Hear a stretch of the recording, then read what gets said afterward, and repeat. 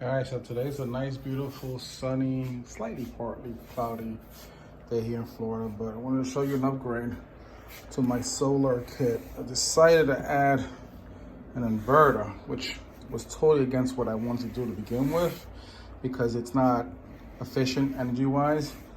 But I came into an issue during the 3 days that we lost power. We're asthmatic here, and by the second day, I started having a little issue.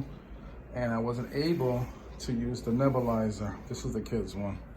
So I decided, well, I need an inverter because of an emergency. I need to get these kids, get their treatment going. The other thing is that I discovered a really good use.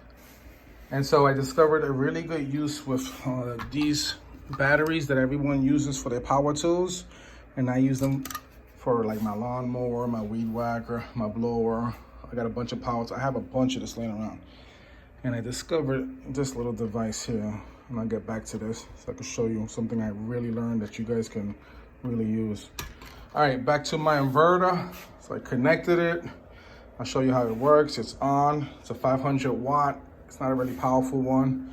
So you can see now in an emergency, I can get a treatment here, get that going, and it can charge these batteries. And I'll show you why that's important for me. All right. So like I said, I bought this for about $12 on Amazon, and what it does, it takes your battery and it turns into a tank. No, I'm just joking. So now look what we have here. You have flashlight, different options, and you have a port here, a 12-volt port here, and 2 USB ports here. And I'll show you what you can do with this. All right, so you buy this little $12 thing, and in an emergency, you have light, and then you hold it for 2 seconds, it turns off, and you can plug in a 12-volt light bulb. You can go and get yourself a 12-volt fan. So you already see what I'm saying.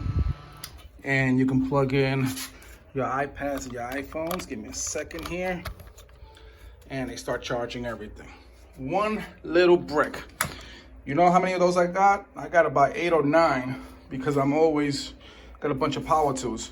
So I turned a 20-volt battery pack, and now, in case of a disaster, natural emergency, you have a way of charging your phone, your iPads, you have light, emergency light here.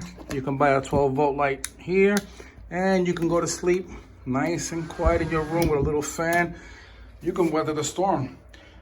Someone on YouTube said that this little battery pack, this is a 4 amp hour one, or 5 hour. And they said it usually lasts for 2 days without needing a charge. And again, that's why I decided, let me upgrade and get an inverter. So throughout the day, I'm charging these batteries day in and day out. And I'll give this one to the kid. They go to their room, they have a little fan, a little light, they can charge their phones. I give one to the other kids, me and my wife, I go to my mother's house, drop off a fuel, and they have an emergency power. This is good for, like, I do a lot of camping, and how convenient it's just to take this with you, put it in your book bag, and you can charge your cell phone for a few days with this.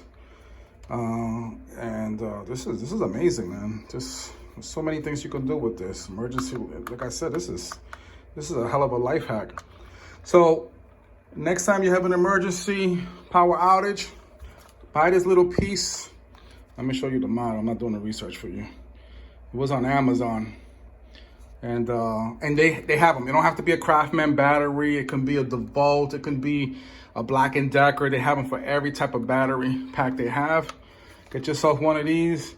What I end up doing was, because it comes with this little plug here, I ended up buying a bunch of these little, these connectors on Amazon as well for like $10. It came with about 20 of them. And then you could turn basically any 12 volt. And any device, you can piggyback on that. Anyway, just want to show you something.